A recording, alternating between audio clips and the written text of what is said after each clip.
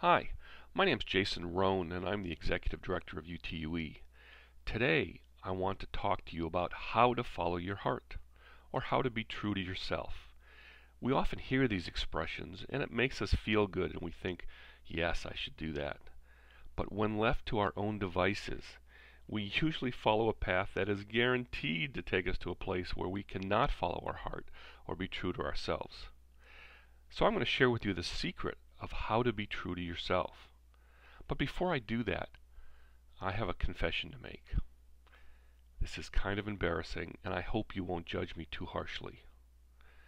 I like chick flicks. I love the predictable plots and the happy endings. Of course, the moral always makes me happy too, which is some form of follow your heart or be true to yourself. But lately, as I watch these shows, there is something that's really been bugging me, and I'll explain that in just a minute. In order to understand why we don't instinctively follow our heart, we have to understand how we've been trained to ignore it.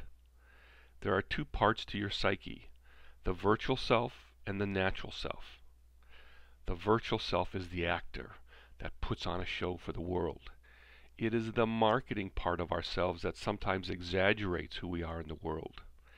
It is the professional part that acts a certain way because, well, it's expected.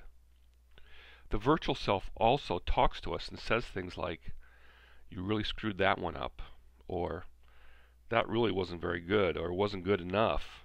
It really doesn't matter how well you actually perform. You better be nice to everyone or no one will like you. Or this is my favorite, you better follow the rules or they'll be held to pay. Another way the virtual self works is by using half-truths to convince you of something about yourself, just like in a commercial. Have you ever seen the underarm deodorant commercial that says this deodorant will not only keep you dry, but it will also make you popular with sexy women? The dry part is true. The sexy women, well, if it hasn't happened already, it probably isn't going to happen.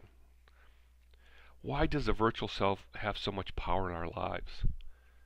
Because we're trained to look outside of ourselves for the answers. We're trained to let parents, friends, bosses, coworkers, experts, and authorities rule our life. We're trained to be true to others in our life, not ourselves. Look at how we're trained to maximize our abilities. Instead of looking inside ourselves for wisdom, we've been taught to use willpower, programming, force, and incentives to motivate and guide our behavior. These techniques override, suppress, and squash the voice from our natural self. In the next section, I'm going to give you some examples of how traditional training keeps us from following our heart and fixing what is wrong with our life. Come join me.